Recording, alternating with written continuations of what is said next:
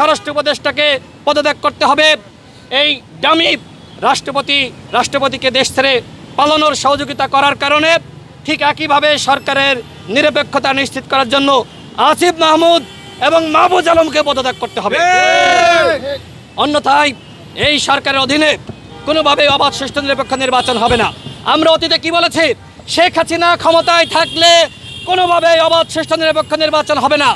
এই এনসিপির দুজন নেতা, এই দুজন ছাত্র উপদেষ্টা এবং সরকারের প্রত্যেকটা দপ্তরে সেক্টরে যদি এনসিপির ছাত্র প্রতিনিধিরা থাকে তাহলে আগামীতে কোনোভাবেই অবাধ সুষ্ঠু নিরপেক্ষ নির্বাচন হবে না। তারা পদত্যাগ না করে তাহলে আগামীতে আরেকটি দাবি উঠতে পারে, সেটি হলো যে অন্তর্বর্তীকালীন সরকারের পদত্যাগ এবং জাতীয় সরকারের আদলে একটি তত্ত্বাবধায়ক সরকার গঠন করা, যেখানে প্রত্যেকটা গণ অভ্যুত্থানে যারা ভূমিকা রেখেছে তাদের প্রতিনিধি থাকবে।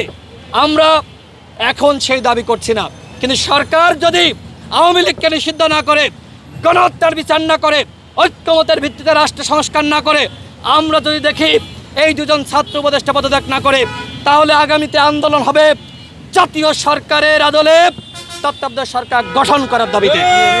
কারণ সরকার যদি তার নিরপেক্ষতা না থাকে তাহলে কোনোভাবে একটি অবাধ সুষ্ঠু নিরপেক্ষ নির্বাচন হবে না। এই যে এত সংস্কার কেন? একমাত্র কারণ একটি অবাধ সুষ্ঠু নিরপেক্ষ নির্বাচন। হাসিনা জাতিকে সেই নির্বাচন উপহার দিতে পারে নাই, এই কারণে হাসিনার পতন হয়েছে। সুতরাং কেউ যদি মনে করে আমরা নির্বাচনে কারচুপি করব, কেউ যদি মনে করে আমরা গণহত্যার বিচার করব না, কেউ যদি মনে করে আওয়ামী লীগকে নিষিদ্ধ করব না, তাহলে তাদেরকে উপদেষ্টা পরিষদে রাখা হবে না। স্বরাষ্ট্র উপদেষ্টাকে আগামী 48 ঘন্টার মধ্যে পদত্যাগ করতে হবে।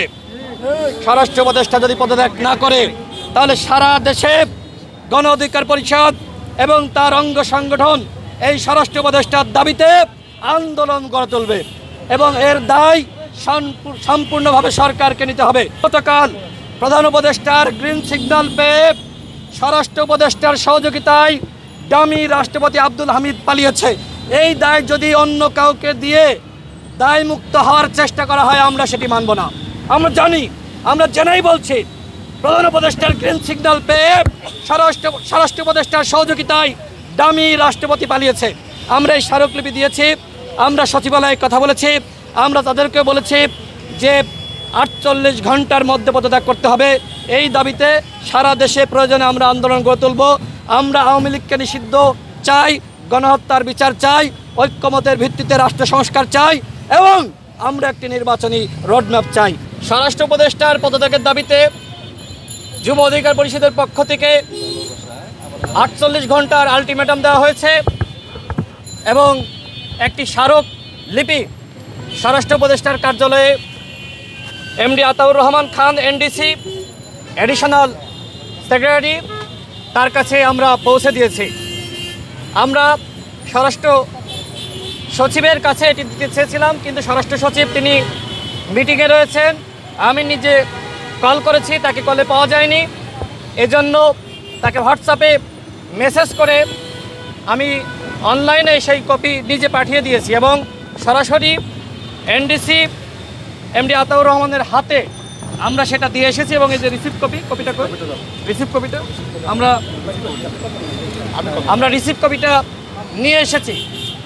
আজকে যুব অধিকার পরিষদের পক্ষ থেকে আমরা আলটিমেটাম দিয়েছি 48 ঘন্টার মধ্যে ডামি রাষ্ট্রপতি এবং ডামি এমপি হত্যা মামলার আসামি আব্দুল হামিদ যে পালিয়ে গেল অন্তর্বর্তীকালীন সরকারের সহযোগিতায়, এর প্রতিবাদে আজকে স্বরাষ্ট্র মন্ত্রণালয়ে আমরা ঘেরাও কর্মসূচি দিয়েছিলাম এবং আমরা 48 ঘন্টার মধ্যে এই স্বরাষ্ট্র উপদেষ্টার পদত্যাগ দাবি করছি।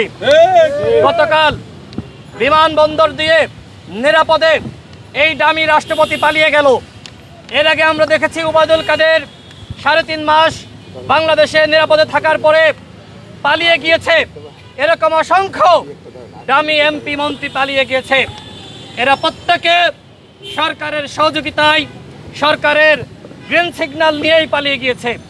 যেহেতু এই সরকারের উপরে জনগণের ম্যান্ডেট ছিল, এই সরকার আওয়ামী লীগকে নিষিদ্ধ করবে, গণহত্যার বিচার করবে, ঐক্যমতের ভিত্তিতে তারা রাষ্ট্র সংস্কার করবে এবং একটি নির্বাচনী রোডম্যাপ প্রকাশ করবে। কিন্তু এই সরকারের মেয়াদ 9 মাস অতিবাহিত হলেও এখনো পর্যন্ত গণহত্যার বিচারে আমরা কোনো তোড়জোড় লক্ষ্য করছি না। আওয়ামী লীগকে নিষিদ্ধ করার ব্যাপারে সরকারের কোনো পদক্ষেপ নাই। উল্টো আমরা লক্ষ্য করছি সরকারের প্রধান উপদেষ্টা বলছেন আগামী নির্বাচনে আওয়ামী লীগ অংশ নিবে কি নিবে না সেটি আওয়ামী লীগের দলীয় সিদ্ধান্ত।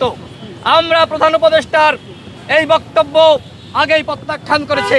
আমরা স্পষ্টভাবে প্রধান উপদেষ্টাকে বলতে চাই, আমরা যতদূর শুনেছি যে স্বয়ং প্রধান উপদেষ্টার গ্রিন সিগন্যাল পেয়ে এবং এই স্বরাষ্ট্র উপদেষ্টার সহযোগিতায় ডামি রাষ্ট্রপতি আব্দুল হামিদ দেশ ছেড়ে পালিয়েছে।